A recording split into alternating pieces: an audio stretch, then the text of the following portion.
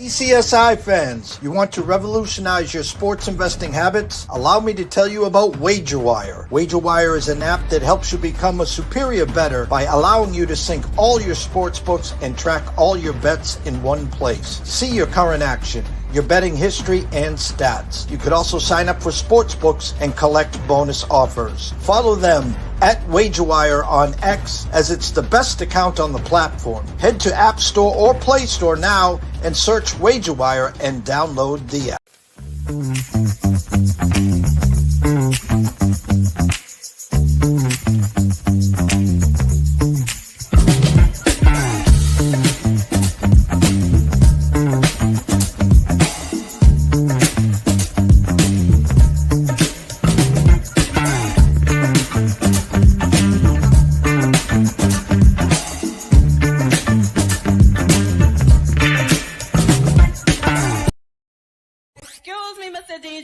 Check this out. We got a great show coming your way. From the ECSI Sports Studios, the #1 sports information program in America, the Breakfast Bankroll, with your host, the sports broker, Jeff Dawson.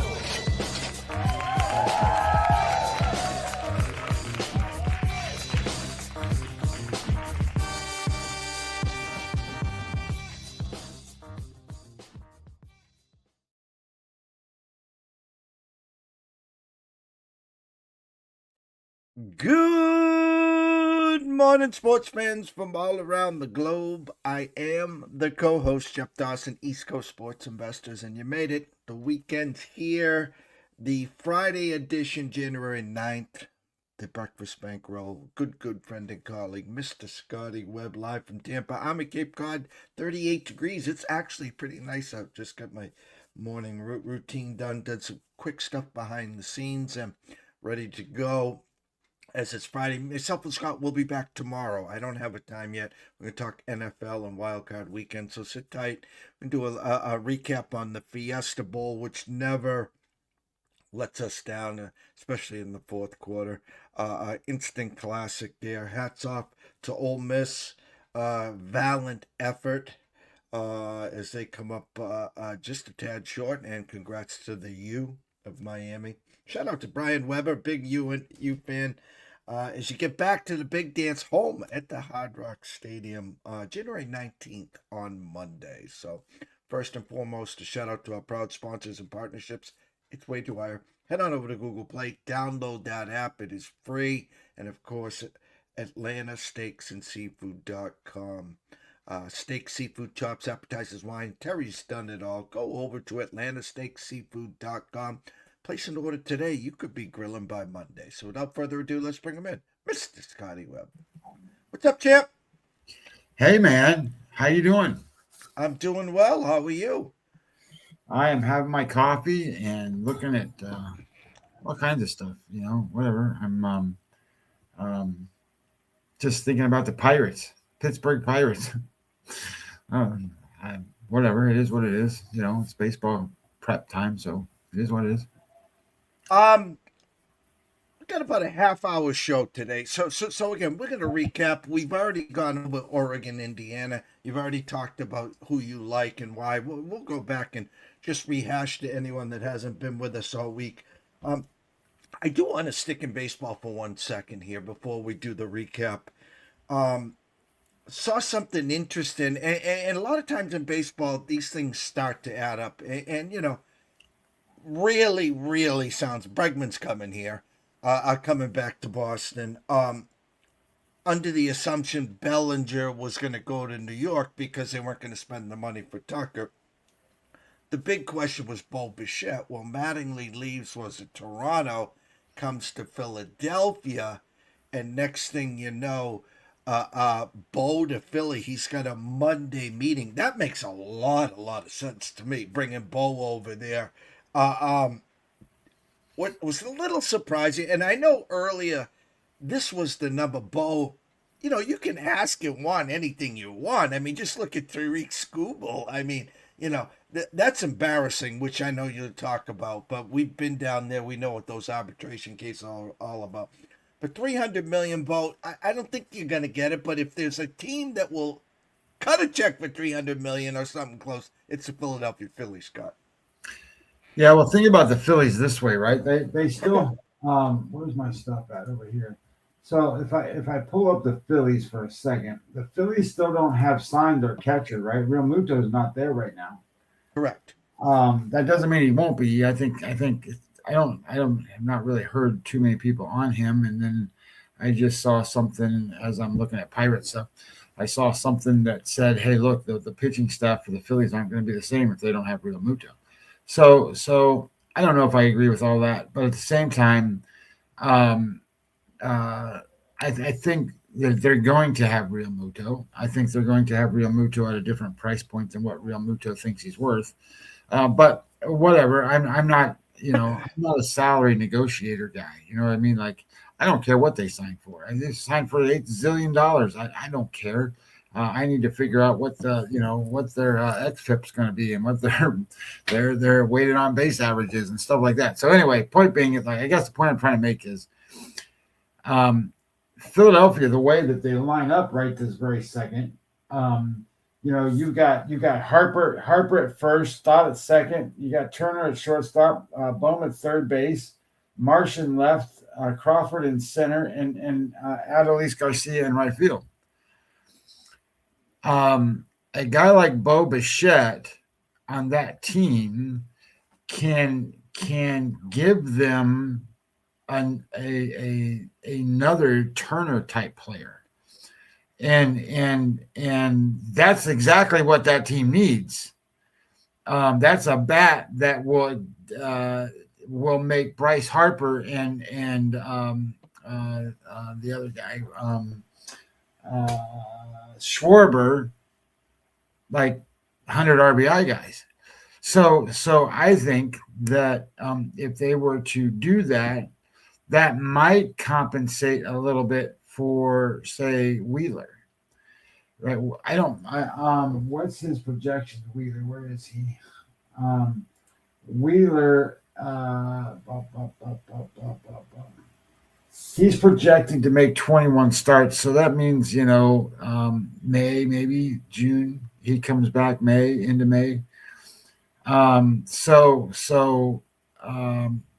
They're going to need, and who knows what he's going to be like. Now, it's not Tommy John, so it's a different element that he's got. So I think when you start to really think about, what that looks like for them, a guy like Bichette is extremely important, and then a guy like Real Muto, because they ain't got no catchers other than Real Muto. I mean, their backup catcher can pop a home run every once in a while, but he's not a big hitter. But Real Muto is not, the greatest hitter in the world anymore either. So as you get older and your knees break down, trust me, I know that when you get that way, you can't swing the damn bat, let alone, one of the things that Real Muto brought as a catcher was, and remember when he was with the Marlins, he stole bases and stuff, man. He was a running guy. So he's not any of those things anymore, but you got to have a good catcher. I think he's a good catcher.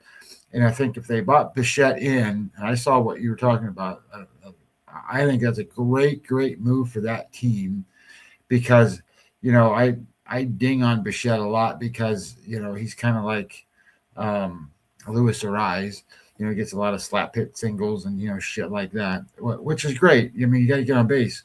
But it doesn't help unless you got the guys behind you, and they got the guys. And think about then you don't have to bat your best home run hitter to lead off. I mean, like stupid stuff that they do. So anyway, point being is I think that would round out that team, and really help them in projection standings at the beginning because Jeff, they're projected behind Atlanta and they're projected behind the Mets. So they're not projected, up there, but that's because Real Muto's not there, and Wheeler's not, going to start from the beginning. So I think as you start looking at what the Phillies bring to the table, they're going to need more, and if they can get a Bichette, and I think that helps them a ton. And I really haven't figured out what the Toronto Blue Jays are going to do either. Like if you look at what the Toronto Blue Jays are doing, if I go back over there real quick, Toronto Blue Jays, and you go, all right, well, we're not going to bring Bichette back, but we got this Akamoto guy who's going to play third base. Okay, well, Akamoto plays third base. The reality becomes is, do you know what their lineup looks like? I mean, if I were to go and where's roster resource? There it is. Blue Jays, bang. So their lineup batting order is George Springer as the leadoff. Now, George Springer had a bounce back season last year. He was really good, but George Springer is now 36. I don't. That's a one-off season for him. Don't expect him to be as good as he was last year. And then Addison Barger is their second hitter, and he sort of had a little bit of a breakout towards the end of the year. I don't know if he's going to be any good or not, but he's there. And then Vladimir Guerrero Jr. And I think what people forget about is they do have Anthony Santander, but Anthony Santander was hurt all season. He's 31, so that doesn't mean he can't bounce back from that, but he's 31. And then Kirk, Varsho, Akamoto, they still got Ernie Clement in there, and Andres Jimenez. That's their lineup. This Japanese player better be pretty good because the super utility guy. Well, you follow what I'm saying. I mean, everybody wants to tell me how great the Blue Jays are. The Blue Jays are not as good as what they were last year. They're just not. Now, I get it. They got some pitchers. I mean, they can pitch. So, their starting rotation is Gosman, Cease, Bieber, Yasavage, and Cody Ponce that they got from, Korea. Plus, that puts two guys, Eric, whatever his name is. Eric, what's his name? Eric Lauer and Jose Barrios kind of on the sideline and getting ready to pitch. So they got pitchers and they got good relief pitchers now. So I think that can, but so does everybody else in the American League East. Everybody in the American League East has good pitching. Every single team. So I don't know, in my opinion, that puts a lot of oomph on a guy like Addison Barger. That puts a lot of Vladimir Guerrero Jr. You didn't have the most breakout year last year, but at the same time, you didn't have the most breakout year. You were a good player. You need to be an MVP player, or this team's not going anywhere because you got to have more offense. And look, Bo Bichette would fit good on that team just because they need more offense. So if he goes to Philadelphia, I think that really, really, really sets them up great. But I don't know what the greatest. I guess when you really think about it, at third base for them, they could have had I don't know. They've got Davis Schneider listed as another third baseman. And he's just a utility type guy. So I'm not sold on Toronto. I'm just not. I look at the lineup and I look at the Bargers of the world and some of these other names. And listen, this is better than anyone else here. Baseball's about getting hot at the right time. It's about a team believing. It's all about momentum, and they had that late last year. Obviously, winning the AL and coming within one game of winning the World Series. History usually doesn't repeat itself, especially in baseball, when you run that back. And listen, I like Dylan Cease. I'm not disrespecting Dylan Cease here. I myself would not pay him $30 million per. I would have spent that elsewhere in regards to, I don't put him in that box of chocolates, Scotty. I don't, but I've seen him in the American League. We've seen him with the White Sox. Listen, he fits that mold. He'll get you 9, 10, 11 strikeouts, but he also is that same guy that will go 2 1/3 once in a while and blow up like a rag doll. So again, I'm not disrespect. It was a big splash. I might have pumped the brakes on that move. And you still got Framber out there. You got Suarez out there. And I would have filled a big bat before I would have made that move, Scotty. Well, the one thing about Cease is he's not going to be their number one, so he'll be their number two. And as a number two, he matches up against Yeah. he matches up. Now that said, he's a 5-inning, 6-inning pitcher. He doesn't go deep in games. His arm falls off at 100 pitches, 95 pitches, and then he's done. And I get it. That's that's the way Major League Baseball is today, and I'm all okay with that. As long as you know what the rules are going in. But Cease is one of those guys that I don't think he's a Cy Young candidate kind of pitcher anymore. He is Cease is only 30 years old, so he's not like 36. Where Gosman's 35. Gosman's going to be their guy again, but he's pitched in the big games and he's matched up against the number ones now for years. When he was with San Francisco and now with Toronto, and so he's been the ace that matched up against everybody else's ace. So he knows how to do those things. The question is going to be a Savage to me. How good is that kid? Is that kid as good as he was in the playoffs, or was that just sort of a flash in the pan kind of thing? I don't know. I mean, he's got a weird motion and stuff, but once you get used to the weird motion and, you've seen him a couple of times, is his stuff really play out? So we'll see what Savage provides. And this Cody Ponce that they got is a big hard thrower. They got him from the Korean League. So we'll see what that looks like. That kid was, I think, I don't remember. I think it was like 22-1 last year or something stupid like that in that league. So we'll see what he looks like as a Major League Baseball player. So we'll see how those things playing out.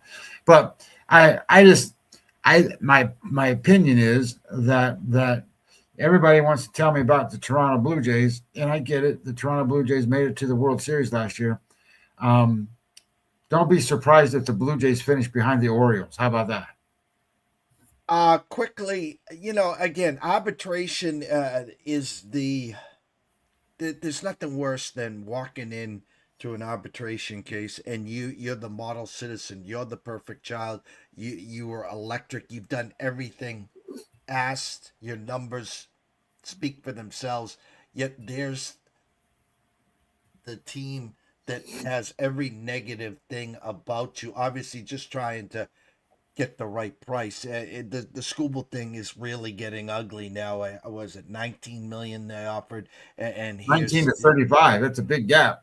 Yeah, and again, Skubal, I guess a clear line in the sand, a white flag that not only once this case is over, win, lose, or draw, Skubal, I don't even want to say we'll have a chip on his shoulder. I mean, there's 0.0 chance he's resigning there. I guess they went all the way back to David Price, and he got 19 million back then, I think, for Detroit. So are we gonna, with 2027, the lockout looming? Is this Detroit's way just to say, hey, we're gonna ride your Skubal as long as we can? Maybe they don't get anything for him, which would be so stupid. Maybe the All-Star break, they're 10 games out, and then they get whatever they can for someone pushing. Thoughts on this and where it's going, and it's not pretty. Well, I think at this point, salary arbitration is a weird thing, but it's only weird when the numbers are closer. And I mean that in a sense that you got a $19 million a year offer from the Tigers. You got $35 million a year. What's Skubal's saying. So if you kind of really think about that, kind of in the midpoints, what, I don't know, 25 million, something like that. So the way this works is one's got to go prove that he's worth less than 25 million, and the other one's got to prove he's worth more than 25 million. And if he can prove he's worth more than 25 million, he gets the number.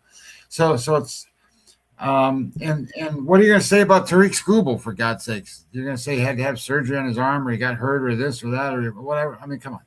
So there's not a whole lot you're going to be able to say against him, and I think the players know what's going on at this point when it comes to where they stand and how the teams feel about them and stuff.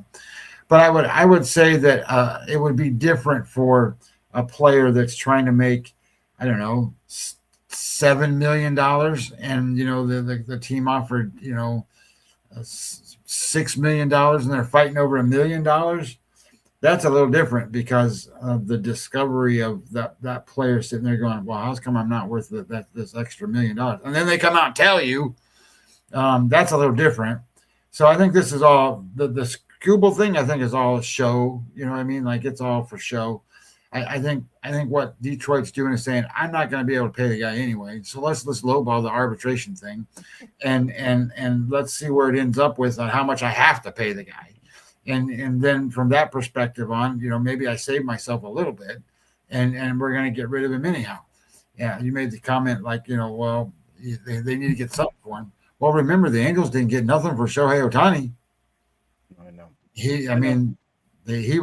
They used him as a, hey, come to our stadium and buy tickets.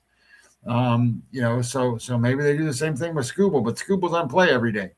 He only pitches every fifth day. So and the Tigers have to be relevant. Now, that said, I think the Tigers will be relevant in their division. I think that manager that they have, AJ Hinch, is one of the best in baseball. I wish they would give him some talent to work with. And they've got talent, don't get me wrong, but I mean, that some stars and some different things there. Riley Green's kind of turning into a great player. Torkelson sort of is, he needs to turn into a Schwarber kind of guy, and they got a lot from their Cubs shortstop last year. So we'll see how they end up coming along and what they do. I don't think that the Tigers are by any way means near, like a World Series contender or none of that stuff. But when you play against the Guardians and you play against the Twins and stuff like that, and the Royals, anything can happen in that division. The Royals need to take off, but at the same time, you say the Royals need to take off. Who are they going to take off with? Pasquatch. He's going to be, the guy that drives that bus. I get it. They got Witt Jr. and all that stuff, but they got an aging catcher that's going to be moved to first base, and that's where Pasquatch plays. And I don't know what they're going to do over there. I will say that it will make a difference with their pitching to get Reagans back. So he should be good to go, and that'll make a difference for that team. So I don't want to shortchange the Royals, but at the same time, I don't want to shortchange the Royals. They don't stack up against anybody else, outside of their own division. Last night, Fiesta Bowl, Instant Classic, fourth quarter. Fiesta Bowl usually equals points, and the under was looking good for three quarters, and then, of course, 4 lead changes in the fourth quarter. Congratulations to the Hurricanes. Congratulations to everyone that backed them. I saw some of the shambless naysayers sticking their chests out for three quarters. I saw some of the Hurricane fans saying, geez, we had 3 or 4 dropped interceptions. I mean, we should have blown this team away. Guys, when you're playing in high-pressure situations, the semifinals, winner goes to the championship, or you watch any other sport in high-pressure situations, that usually tends to happen. And I'm not saying that you shouldn't have had 2, 3, 4 interceptions. My point was, it finally slowed down enough for Chambliss in the fourth quarter, and the same for Beck in that final drive by Beck, surgically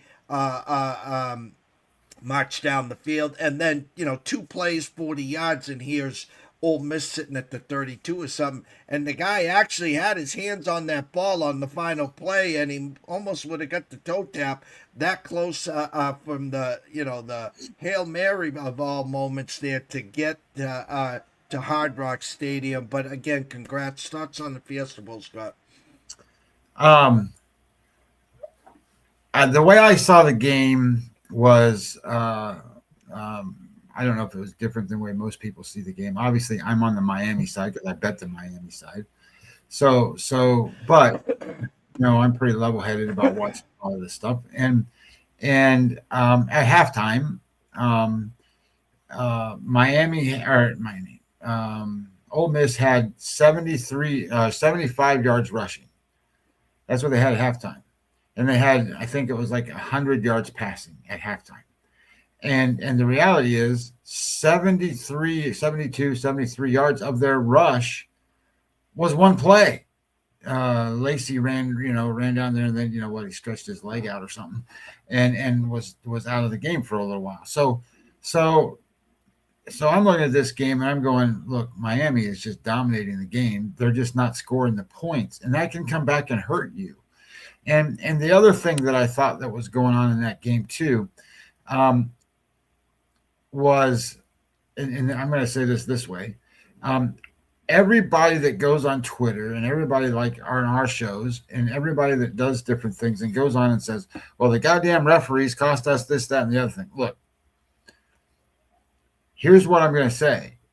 Miami, they had 10 penalties and were doing stupid crap to hurt themselves. Like you said, they dropped 4 interceptions. They missed a field goal. They had dropped passes, and they still overcame and won the game. So they're not going to. And in my opinion, in watching the game, I don't know if you feel the same way or even really watched the game. I thought the game was all about the line play. So I'm watching a lot of stuff on the offensive, defensive lines.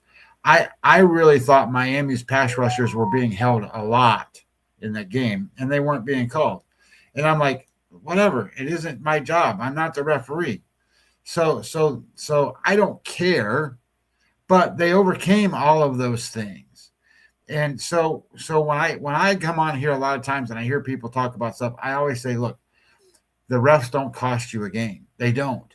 You have to figure out how and get around that and how to make things right for your team. And I think they did that. So having said those things, do I think they played a pretty dominant first half.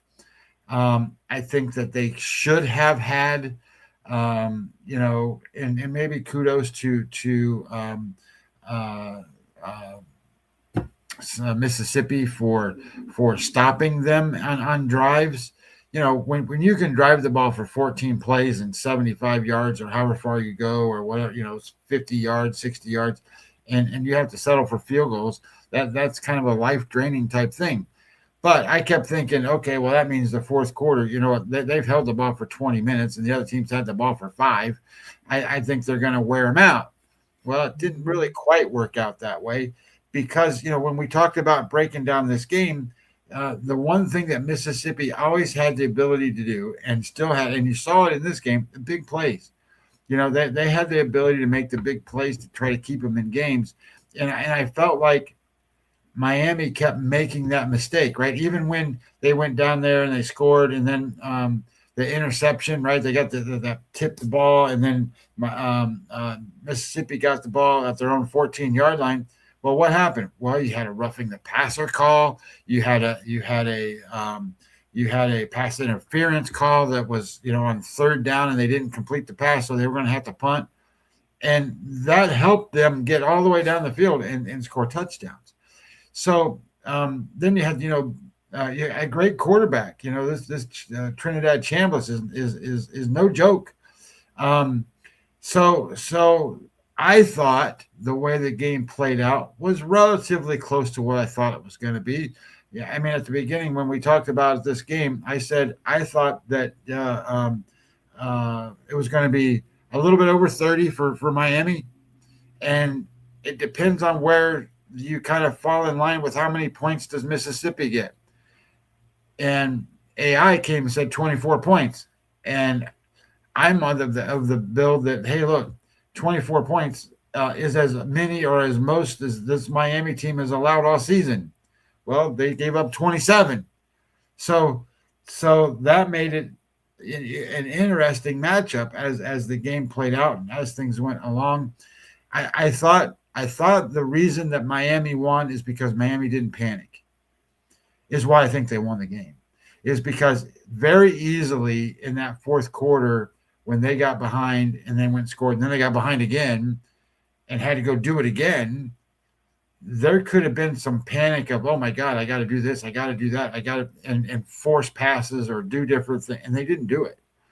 So I thought that was sort of why they won the game, and I guess the way and then when you look at data and you look at stuff, and I don't know if you can kind of see it, but you can kind of see my computer over there, and you can see a lot of little green over there.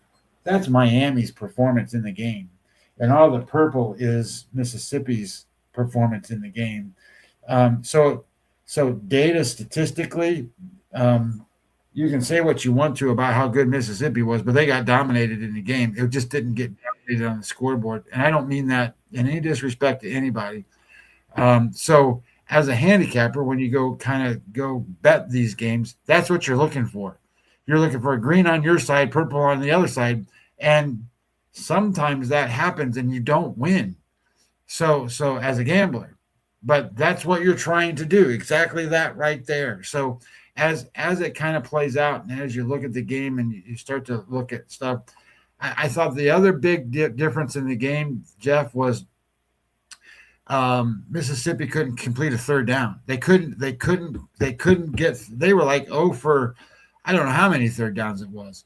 They were 0 for on third down, and for the most part, especially at the beginning, first half of the game, Miami was pretty successful on first down and had third and shorts. They were 3rd and 1, 3rd and 2, 3rd and 3, a lot. And then, as the game kind of progressed, that became a little longer. I guess the other thing that surprised me in this game, and I know I'm talking a lot about it now, but I thought the other thing that surprised me in the game was Mississippi had a lot of tackle for losses and Miami didn't.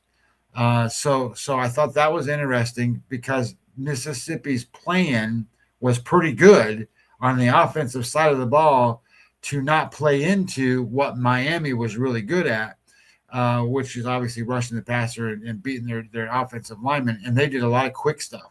So they didn't have, I think the tackles for loss was tackles for loss generated by Miami, 1. Tackles for loss generated by Ole Miss, 10. That's a big difference, and it shows up in stopped drives, and you can't go score, and then you got to kick field goals or try to kick field goals. And luckily for my side, because I'm on the Miami side, I obviously want to cover, but it didn't come down to a kicking battle because that goddamn kicker for Ole Miss, that kid can kick them probably from 60 yards and be good. Look ahead, January 19th, Monday at Hard Rock. I always want to say Hard Rock Cafe, Hard Rock Stadium in Miami, about 20 minutes from campus. The two look ahead lines, Oregon -2 against Miami and Indiana -4.5 there. Tonight, Oregon, Indiana opened at 3.5, 47. Right now at the Circa, good morning to Mr. Benson and Mr. Stevens. Indiana 3.5 with a 48.5. I think Oregon goes as far as Dante Moore today. Almost a showcase. Moore versus Mendoza here, a rematch from earlier in the year, where 30-20, the Hoosiers won at Eugene, Oregon. Here, Scotty, quick. We've talked all week about this game. I know where you are in this game, but tell everyone that's just jumping on board your initial thoughts and what you see tonight between Oregon and Indiana in the Peach Bowl. Well, I think rematches are always one of those things where, um, I don't want to sit there and go, well, the first game doesn't matter, because it does. But at the same time that it does, you get the revenge issues, and you got this, that, and the other. And what I think is really important in a game like a rematch is always when you're an offensive lineman and you're going into a game that you haven't played the team before, you haven't felt that guy on the other side. I mean, he hasn't hit you yet. And this is a game where they have, and both sides, that they've hit each other, so they know what it feels like. You know what I mean? Like, it's not like it's going to be something new to those guys. So I think that is something that takes away a little bit of the this is the shock of, oh my god, I just got blasted by this guy. Well, here's what I think. I think most people underrate Indiana's defense. I think most people underestimate Oregon's defense. I think everybody sits there and goes, these are two great offensive teams. They both score, 40 points a game and stuff like that. So I think that's why you see the number going up on the total. I think this is going to be a defensive battle. I think it's going to be a slugfest. I think if you liked what Miami did, like in the first half, watch what Indiana does. The Indiana's Miami on steroids. So I think you got a team that's very physical. They're smaller than what Miami is, but boy, are they physical. And I think they're well coached. And that puts them in the positions to make the plays and do different things. And I think they run schemes that they need to be tricked to beat them. Or you have to be a better talented player than them. Now, Oregon, on the other side, I think is going to be a lot like, on offense anyway, is going to be a lot like what Mississippi was. They're a big play kind of offense. Can they run the ball? Well, they can run the ball against JMU. They're not going to run the ball against Indiana. So they're going to have to do like what you said. This kid's going to have to be Trinidad Chambliss. He's not. He's younger. He's smaller, and he is more mistake prone than Trinidad Chambliss is. So I think that's where the edges are. I think the edges are just what kind of looks like that. I think you have more consistent, more dominance from Indiana. And I think that you're going to, and I think that Oregon's defense, look, Oregon gave up 0 points to Texas Tech. And I'm not going to tell you that Texas Tech's another team who scored 40 points a game. They couldn't run the ball. They got stopped every time. But this is a different offensive line. This is a whole different deal that they're going to play. The style of play is going to be different. And this is not going to be a free willing, hey, we're gonna throw the ball all over kind of game. We're not, and I think that's a detriment to Oregon, because that's what they want to do. They want to throw the ball all over the place and throw these little, but Indiana can defend that. So I think Indiana's got the edges all the way around in this game. I bet it Indiana minus the 3.5. I also bet it under, and we'll see how that plays out. Now, my total number that I got, and we talked about this yesterday, but my number is way smaller than what the number is today. But my number is under 46. And the number that, like, I can see it's 48.5, 48.5, and 49 even in some places. So I think as you kind of deal with this and you kind of move it along, I guess my initial impression is don't get sucked up into these things because of what you think you believe. And I think like when we talk about the NFL, there's like the Rams, right? The high flying offense of the Rams and stuff. Don't get sucked up into all that crap about how great they are on offense and stuff, and start betting overs. Because there's a reason why Carolina's there. I get it. The biggest reason is because they don't play in a good division. But at the same time, they were the shortest, the tallest midget, right? They were the best. They were the best team in that division. So there's a reason why they are, and they play decent defense and stuff. 10 points is a lot of points in an NFL game. I didn't bet that game, so when we talk about it tomorrow or whenever, we'll talk about it. and talk about why. But the reality is I think you're going to see some unders this weekend. Myself and Scotty will be back tomorrow. Take a look at our timeline. The first game isn't until 4:30. Rams at Carolina, Green Bay, Chicago at 8. And then Sunday, there's 3 games. And we'll, of course, we'll be back for re-entry Monday for Houston and Pittsburgh. Want to thank everyone for blasting us through the week. As always, if you haven't already, head on over to East Coast Sports Investors on YouTube. Subscribe, it's free.